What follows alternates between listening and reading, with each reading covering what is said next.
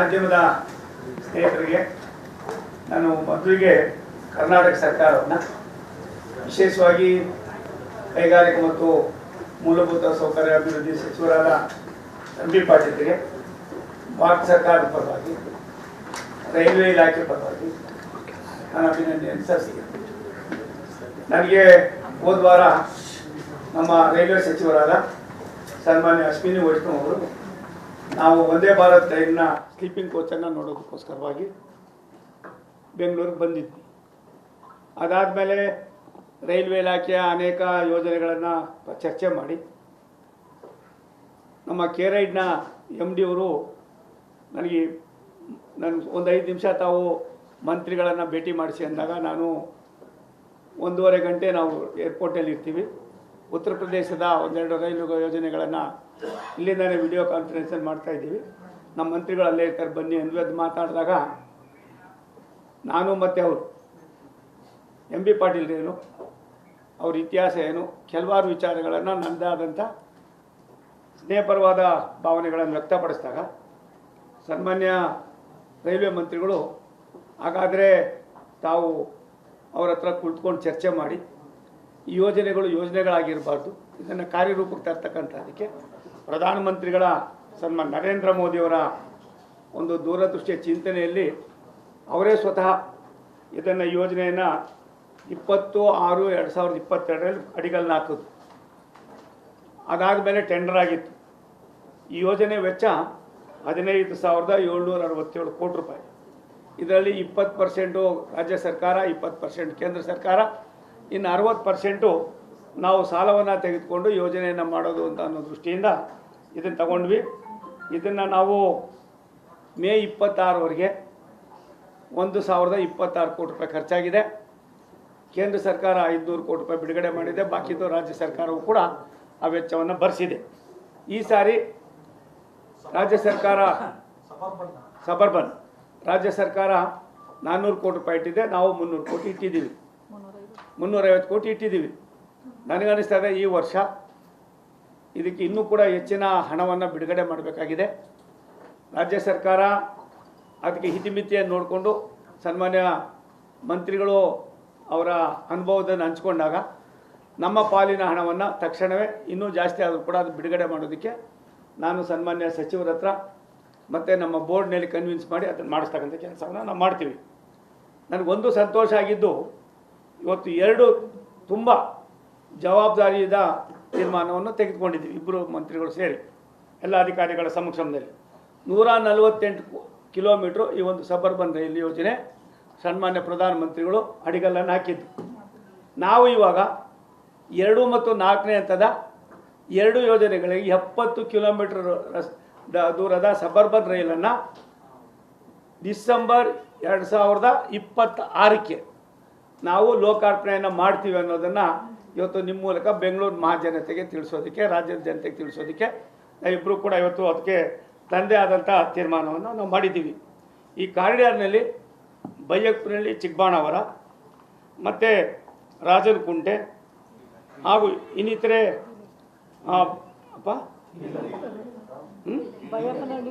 ಬೈಯಪ್ಪನಹಳ್ಳಿಯಿಂದ ಚಿಕ್ಕಬಳ್ಳಾಪುರ, ಚಿಕ್ಕಬಾಣಾವರ, ಈಲಲಿಗೆಯಿಂದ ರಾಜನಕುಂಟೆ ಕಾರಿಡಾರ್ 2.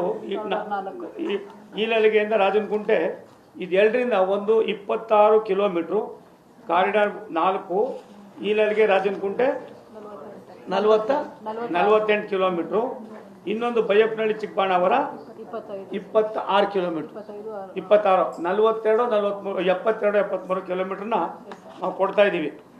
ಒಂದು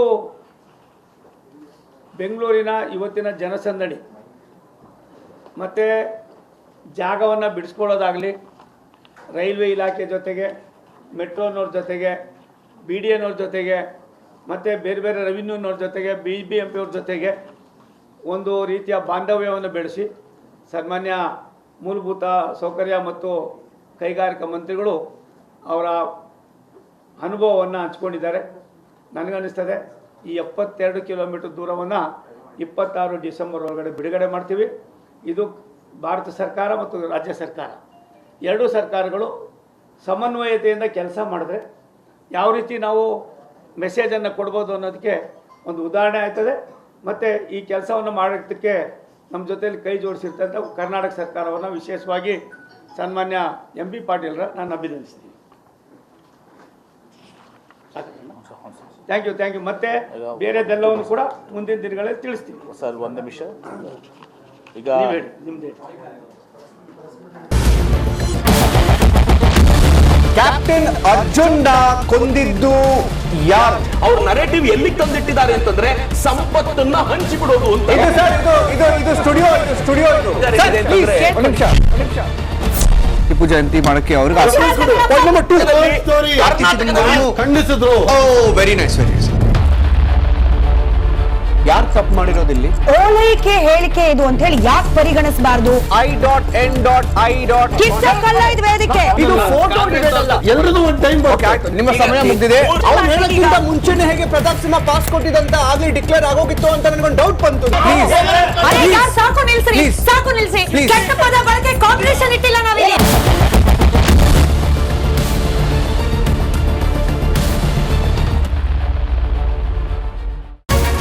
republic word app ಇದು ಕೇವಲ ಅಪ್ಲಿಕೇಶನ್ ಅಲ್ಲ, ಸಮಗ್ರ ಸುದ್ದಿಗಳ ಸಂಪರ್ಕ ಮಾರ್ಗಕ್ಕೆ ಕ್ರಾಂತಿಕಾರಿ ಬದಲಾವಣೆ. ರಿಪಬ್ಲಿಕ್ ವರ್ಡ್ ಆಪ್ ಕೇವಲ ಸುದ್ದಿ ಅಪ್ಲಿಕೇಶನ್ ಪರಿಚಯಿಸ್ತಾ ಇಲ್ಲ, ಬದಲಾಗಿ ಡಿಜಿಟಲ್ ಸುದ್ದಿ ಬಳಕೆಯ ಹೊಸ ಯುಗಕ್ಕೆ ನಾಂದಿ ಹಾಡ್ತಾ ಇದೆ. ಇದೊಂದು ಬ್ರೇಕಿಂಗ್ ನ್ಯೂಸ್, ಪ್ರಭಾವಶಾಲಿ ಕಾರ್ಯಕ್ರಮಗಳಿಗೆ ಗಟ್ಟಿಯಾದ ನ್ಯೂಸ್. ಇಲ್ಲಿ ಕೇವಲ ತಾಜಾ ಸುದ್ದಿ, ಅದರ ನೇರ ಪ್ರಸಾರ ಮತ್ತು ಚರ್ಚೆಗಳಿಗೆ ಮಾತ್ರ ಅವಕಾಶ. ರಿಪಬ್ಲಿಕ್ ವರ್ಲ್ಡ್ ಆಪ್ ಡೌನ್ಲೋಡ್ ಮಾಡಿಕೊಳ್ಳಿ. ಗೂಗಲ್ ಪ್ಲೇಸ್ಟೋರ್ ಮತ್ತು ಆಪಲ್ ಆಪ್ ಸ್ಟೋರ್ನಲ್ಲಿ ಲಭ್ಯವಿದೆ. ನಮಸ್ಕಾರ, ಕರ್ನಾಟಕ ಪ್ರೈಮ್ ಟೈಮ್ಗೆ ಸ್ವಾಗತ. ನಾನು ಜಯಪ್ರಕಾಶ್ ಶೆಟ್ಟಿ. ಇಡೀ ಕರ್ನಾಡು ಇವತ್ತು ರೆಬೆಲ್ ಆಗಿ ನಿಂತಿದೆ. ಈ ಹಗರಣಗಳನ್ನು ಸದನದಲ್ಲಿ ಪ್ರಸ್ತಾಪ ಮಾಡಲು ಕೂಡ ಕಾಂಗ್ರೆಸ್ ಹಿಂದೇಟು ಹಾಕಿದ್ದೇಕೆ? ನಿಮ್ಗೆ ಸಂಬಳ ಅದಕ್ಕೆ, ನಿಮಗೆ ವಾಹನ ಅದಕ್ಕೆ, ನಿಮಗೆ ವೆಪನ್ ಅದಕ್ಕೆ, ನೀವು ಅದನ್ನು ಸೆರೆ ಹಿಡಿಬೇಕಾಗಿತ್ತು. ನೀವು ವಿದ್ಯುತ್ ಬರ ಇದೆ ಅಂತ ಹೇಳ್ತಾ ಇದ್ದೀರಿ, ಎಲ್ಲಿ ಬರ ಇದೆ ನೀವು ಹೇಳಬೇಕು. ಪಾಕಿಸ್ತಾನ್ ಆಕ್ಯುಪೈಡ್ ಕಾಶ್ಮೀರ್ ಅದು ಎಂದೆಂದಿಗೂ ನಮ್ಮದು. 40 ಮೆಷಿನ್ಗಳು ತಂದಿತ್ತು ನೋಟ್ ಎಣಿಸುವುದಕ್ಕೆ, ಅದೇ ಹಾಳಾಗಿದೆ. ಮಥುರಾದ ಗಲಾಟೆ ಇದೆಯಲ್ಲ, ಅದು ಸ್ಥಳೀಯವಾಗಿ ಕೂತು ಪರಿಹರಿಸಬಹುದಾದಂಥ ಕಾನೂನಿದೆ. ಗ್ಯಾರಂಟಿ ಯೋಜನೆಯಿಂದ ನಷ್ಟ ಆಗಿದೆ, ಲಾಭ ಆಗಿದೆ, ದಯವಿಟ್ಟು ಹೇಳಿ. Dawood Ibrahim most wanted criminal ಯಾವಾಗಾದ ಅಂದರೆ ಇಲ್ಲಿ ತನಕ ಭಾರತ ದೇಶದಲ್ಲಿ ಓರ್ವ ದಲಿತ ಪ್ರಧಾನಿಯಾದಂಥ ಇತಿಹಾಸವೇ ಇಲ್ಲ. ರಿಪಬ್ಲಿಕ್ ವರ್ಲ್ಡ್ ಆಪ್ ಇದು ಕೇವಲ ಅಪ್ಲಿಕೇಶನ್ ಅಲ್ಲ, ಸಮಗ್ರ ಸುದ್ದಿಗಳ ಸಂಪರ್ಕ ಮಾರ್ಗಕ್ಕೆ ಕ್ರಾಂತಿಕಾರಿ ಬದಲಾವಣೆ. ರಿಪಬ್ಲಿಕ್ ವರ್ಲ್ಡ್ ಆಪ್ ಕೇವಲ ಸುದ್ದಿ ಅಪ್ಲಿಕೇಶನ್ ಅನ್ನ ಪರಿಚಯ ಮಾಡ್ತಾ ಇಲ್ಲ, ಬದಲಾಗಿ ಡಿಜಿಟಲ್ ಸುದ್ದಿ ಬಳಕೆಯ ಹೊಸ ಯುಗಕ್ಕೆ ನಾಂದಿ ಹಾಡ್ತಾ ಇದೆ. ಇದೊಂದು ಬ್ರೇಕಿಂಗ್ ನ್ಯೂಸ್, ಪ್ರಭಾವಶಾಲಿ ಕಾರ್ಯಕ್ರಮಗಳಿಗೆ ಗಟ್ಟಿಯಾದ ವೇದಿಕೆ. ರಿಪಬ್ಲಿಕ್ ವರ್ಲ್ಡ್ ಅಪ್ಲಿಕೇಶನ್ ಈಗ ಲೈವ್ ಆಗಿದೆ. ಗೂಗಲ್ ಪ್ಲೇಸ್ಟೋರ್ ಮತ್ತು ಆಪಲ್ ಆಪ್ ಸ್ಟೋರ್ ಎರಡರಲ್ಲೂ ಲಭ್ಯವಿದೆ. ಈಗಲೇ ಡೌನ್ಲೋಡ್ ಮಾಡಿ.